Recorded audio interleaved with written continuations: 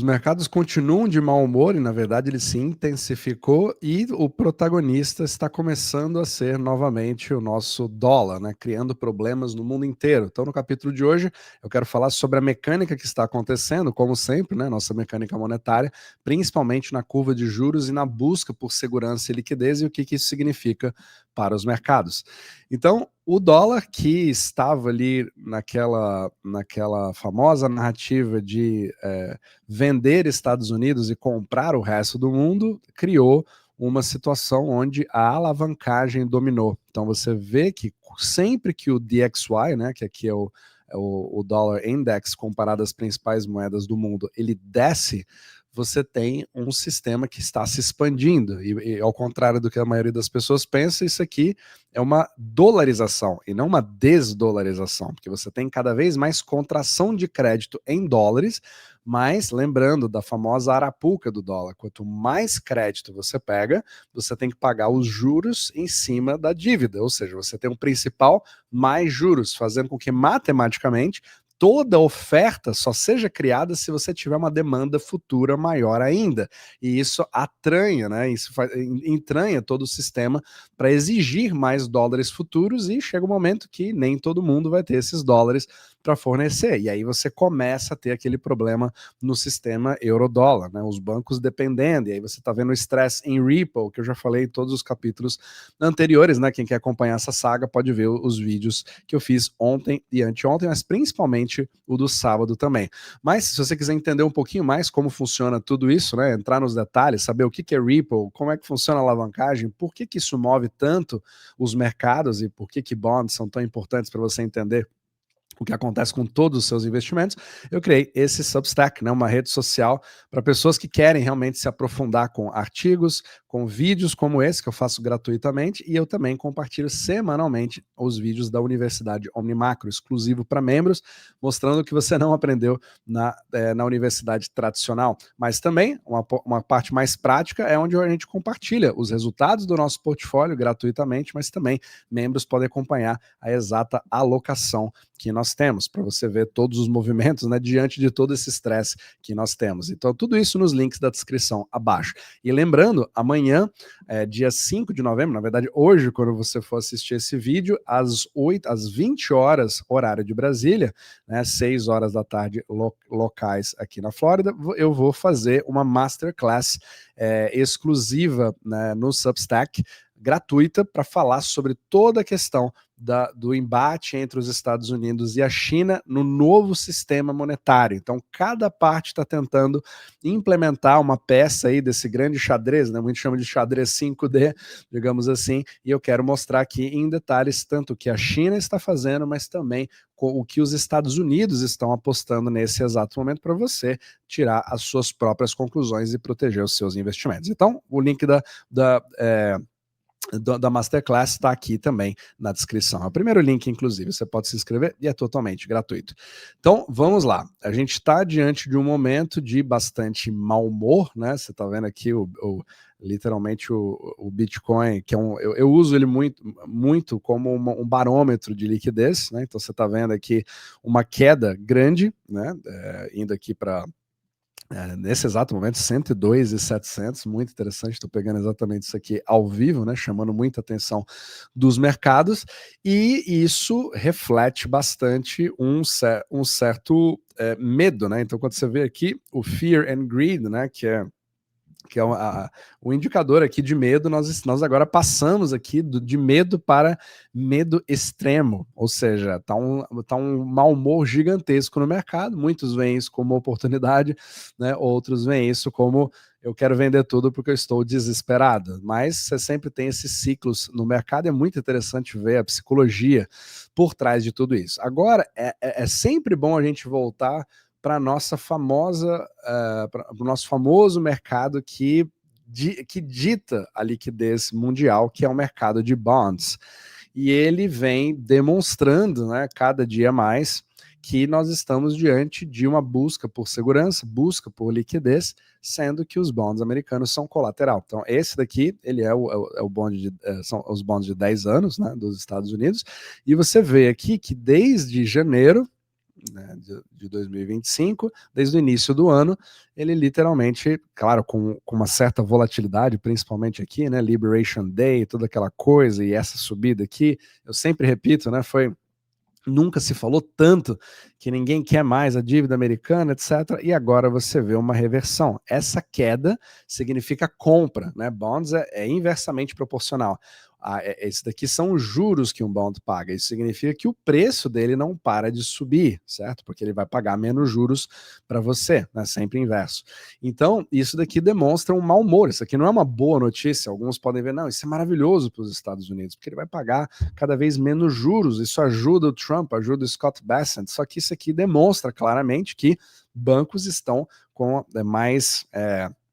muito mais sensíveis ao risco da contraparte e estão menos propensos a ceder crédito, principalmente na economia real. E aí ele busca cada vez mais os bonds. Mas você vê mais ainda essa situação, acho que um dos que a gente mais deveria prestar atenção são os bonds de 2 anos, porque eles são um dos melhores, né, colaterais que são usados, né, para bancos para obterem crédito no mercado de Ripple. Então, você acaba tendo aqui uma queda mais acentuada ainda, porque é aqui que está toda a atividade. Ó. Você percebe claramente esse mau humor que não para, né, de cair ao longo dos meses, e agora já está em juros de 3,57, bem abaixo do Fed Funds Rate, né, dos juros do Fed. E é por isso que você vê toda aquela gritaria para o Fed cortar, né? Você vê assim, todo mundo falando, o Fed tem que cortar, ele está cortando muito pouco, tem que cortar mais rápido. Por quê? Porque a curva já falou muito antes disso, e a gente sempre fica naquela discussão de desemprego, etc., de número do CPI e tal, então tudo isso cria uma certa confusão. Mas o que mais a gente precisa observar é a famosa curva de juros. Então aqui você vê claramente o mau humor da situação, né? Continuamos com uma força compradora bem interessante agora no dia 9 de novembro, mas eu até queria te mostrar uma forma de você poder ver como essa curva veio mudando ao longo do tempo, né? Porque o formato dela, ela vai trazendo uma ideia do que o mercado de bonds está dizendo. E essa curva, ela está passando por um movimento, já faz algum tempo, né? Já faz quase 2 anos, se não me engano, que nós estamos diante de um processo de bull steepening. O que chama aí? O que significa isso? Então aqui, vamos entender novamente, se você for novo aqui, né, a curva de juros americana, ela simplesmente mostra todos os juros, desde 1 mês, 3 meses, 6 meses, etc., até o de 30 anos, e aí você vê os juros aqui, e ela tem essa barriga demonstrando claramente que toda a ação de compra está aqui, ou seja, está se buscando colateral, está se buscando segurança, liquidez, uma renovação de curto prazo, e é aqui que está toda o foco do Scott Bessent. E a taxa de juros do Fed nem está nesse gráfico, está aqui um pouco mais à esquerda. E você percebe que é ele, na verdade, que está segurando. A influência do Fed, ela está aqui, nessa pontinha. Se o Fed cortasse, provavelmente isso aqui já cairia imediatamente. Mas você vê claramente como que o Fed não consegue controlar toda a curva, ele só consegue ter uma influência em cima desses primeiros aqui. A partir daqui, você vê claramente, né, que o de 2 anos já não tem mais uma influência, o magnetismo, né, o forward guidance do Fed não chega aqui. Então aqui você tem muito mais um movimento de todos os atores ao redor do mundo. Lembrando, a curva de bonds não é americana, ela pertence ao mundo inteiro, porque os bonds americanos são o colateral mundial, é o ativo de reserva global para todas as coisas, certo? Então é assim que se obtém crédito. Então isso aqui representa um humor inteiro, não somente do que se espera que aconteça na economia americana, mas também ao redor do mundo. E agora perceba uma coisa, se a gente colocar uma linha do tempo, essa é a curva de hoje, desculpa, e aqui, ó, eu vou colocar a curva de 1 mês atrás. Dá uma olhada. Essa verde, perceba a seguinte coisa. Essa curva, ó, você vê como aqui, o que mudou de um mês para cá? O corte de juros do Fed. Então você vê que essa parte começou a cair porque o Fed está começando a cortar. Só que aqui, ó, essa atividade do colateral, ela continua meio que quase idêntica, mas você está vendo que estamos com uma pressão cada vez mais para baixo, porque a azul está um pouquinho mais para baixo do que a verde. E você percebe aqui, ó, uma pressão compradora de compra em todos os lugares. Então a curva inteira está baixando ao longo do tempo. Mas agora dá uma olhada comparando com um ano atrás. Esse é um movimento que a gente consegue perceber. Antes você tinha uma coisa muito mais alta, né, uma pressão um pouco menor, tal, e os juros de longo prazo até um pouco menores, só que aqui que foi criada toda a confusão.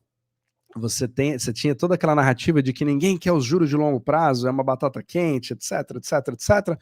Só que o processo que nós estamos vendo é o que a gente chama de bull steepening. Quando você tem a inversão da curva, quando os juros de longo prazo eles são menores do que o de curto prazo, uma coisa que normalmente não deveria fazer sentido, porque tecnicamente o risco seria maior, esse é um dos indicadores de que a curva de bonds espera que você tenha algum tipo de recessão.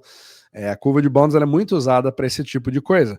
Só que chega um momento que ela desinverte. E essa desinversão, pelo menos nos históricos, ela mostra que uma certa aproximação de uma recessão plausível, de possível no caso, né? Mas por que isso? Quando você tem uma descida nessa parte curta aqui da curva, muito brusca, você acaba fazendo essa desinversão, mas pelos motivos errados. É um motivo que a gente diz a seguinte coisa: tá todo mundo procurando por segurança, liquidez, um porto seguro, porque acha que algum tipo de coisa ruim vai acontecer no futuro.